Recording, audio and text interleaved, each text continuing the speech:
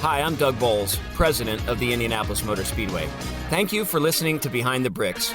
We're excited to bring you this exclusive and entertaining content about the world's greatest racetrack. Keep listening, and I hope you enjoy this episode.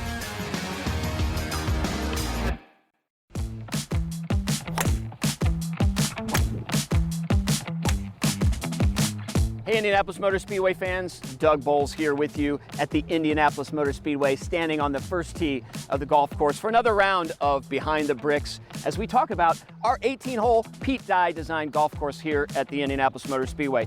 In our last episode, we talked about the golf club and the history there. Today, we're going to talk about this magnificent golf course, but the history of golfing at the Indianapolis Motor Speedway that started in 1929. So come on, let's take a look and a walk around this beautiful golf course. Long before digital technology, hand scoring would have been done right here at the scoreboard at Brickyard Crossing. This was actually put in for 1994 when the senior PGA started playing here, and they played from 1994 through 2000. That wasn't the first tournament at the Indianapolis Motor Speedway. In fact, the first tournament at the Speedway was in 1960 when the PGA played here. They played from 1960 through 1968. Billy Cassidy wins 3 times. Doug Ford wins the first 2. Gary Player actually won here at the Indianapolis Motor Speedway. Arnold Palmer was runner-up in 1961. In addition, from 2017 through 2019, we had the Indy Women in Tech LPGA tournament here. And in fact, they also played in 1960 when the PGA was here. So lots of tournament play here at the Indianapolis Motor Speedway, and much of the scoring would have been seen right here on this scoreboard. Another really fun fact here at the Indianapolis Motor Speedway, the Brickyard Crossing Golf Course, is in 1964 when the Beatles were in town for a September 3rd concert, and it ended up being 2 concerts. They stayed here because the Essex Hotel was bombed with fans. So they brought them out here to get them away from the fans. And then the next day, September 4th, they actually were out here playing golf. And if you look at that famous historic photo, they aren't actually using their putters as they're on the green. So you know that they weren't playing golf. But the Beatles stood right here on September 4th, 1964.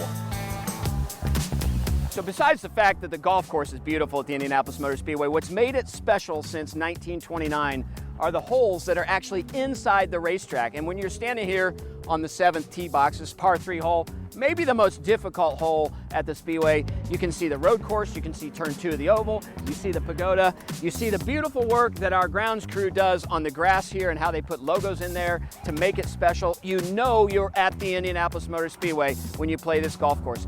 Currently, there are 4 holes inside the Speedway, 7, 8, 9, and 10. Everything else is outside the Speedway. In 1929, there were 9 holes inside and 9 outside.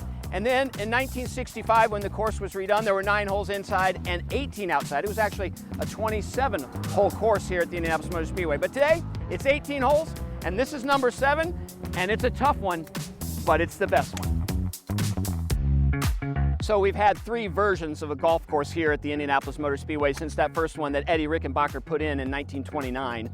But this 18th hole is the 18th hole that's been here since 1994. It's seen the senior PGA tournament, it's seen the LPGA tournament, and it's seen an awful lot of you as you play golf and you get that checkered flag here at the Indianapolis Motor Speedway. But what I love the most about it is the history and tradition, again, of the Indianapolis Motor Speedway. This barn behind me was built sometime in the late 1800s or early 1900s. It predates the Indianapolis Motor Speedway. There's a really, really famous photo from the spring of 1909 where there's a chalk outline of the Indianapolis Motor Speedway before it's built with Louis Strang, who actually ran in the first Indianapolis 500 in 1909, looking at that course, trying to envision what Carl Fisher's vision was when he built the Indianapolis Motor Speedway. We think that the barn in the back right-hand corner of that is this barn that's been here since the early 1900s for sure. Today, it's storage for a lot of the golf cart equipment we need here, the golf course equipment we need here, but it's an unbelievable reminder of the history and tradition of the Speedway. Thanks for joining us here on this episode of Behind the Bricks